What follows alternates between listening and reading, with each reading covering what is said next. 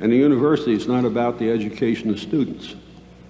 That's a myth which we perpetrate in order to get public support. The principal purpose of a university is apparent when you try to explain its behavior, is to provide its faculty with the quality of work life they want. Teaching is the price they have to pay. And like any price, we try to minimize it. Just look at the universities of the United States and the colleges and rank them from the best to the worst. You can start wherever you want to, Harvard, Stanford, and so on, work your way down to Topeka State Teachers College, and then plot the number of hours of teaching per academic year, the average hours of the faculty. What do you find? An incredibly strong correlation. At Harvard, they teach at most 5 hours a year. But in some universities, it's 15 hours a semester or a quarter. The implication is clear, but we don't pay any attention to it. The implication is, the better the school is, the less teaching there is. You see, the ideal school is one in which there's no teaching, but a lot of learning. And that's the first fundamental myth about the educational system. The myth is that a good way to learn something is to have it taught to you. And that's absolutely false. Being taught is a major obstruction to learning.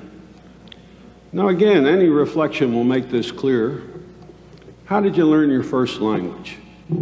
Nobody taught it to you. You learned it.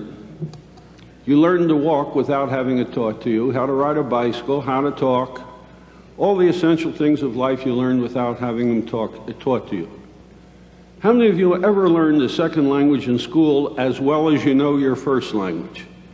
Of course not. If you want to learn a second language, you go live in the country that speaks it. You don't have it taught to you. Berlitz never succeeded as well as living in a foreign country did. Teaching is an obstruction to learning. But there's a very important characteristic of teaching. How many of you have ever taught a class in a subject you never had as a student? I suspect most of you have.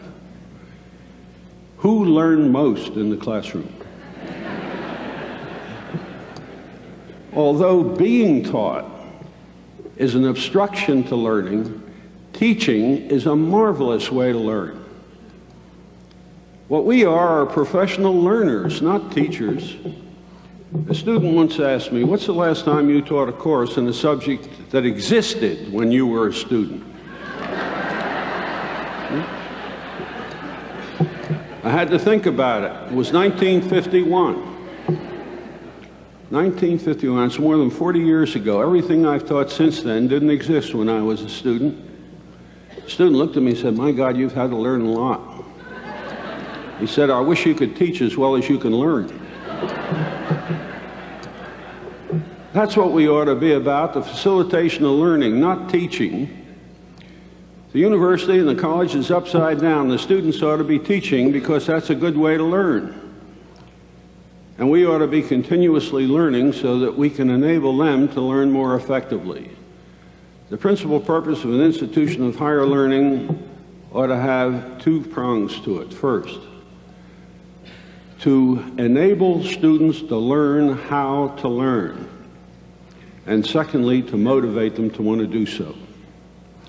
You see, 50% of what you learn in the university is irrelevant to what you're going to do later. How many of you remember how to take a square root? The other 50% will be obsolete within a couple years. Your success in life after leaving a university depends on your ability to learn in your job or in your activity what you need to know to do the job well. Your future depends on your capacity to learn and your motivation to do so. Motivation is absolutely critical. We ignore it. We almost deliberately design classes to demotivate students so that they don't want to learn. We make a chore out of it.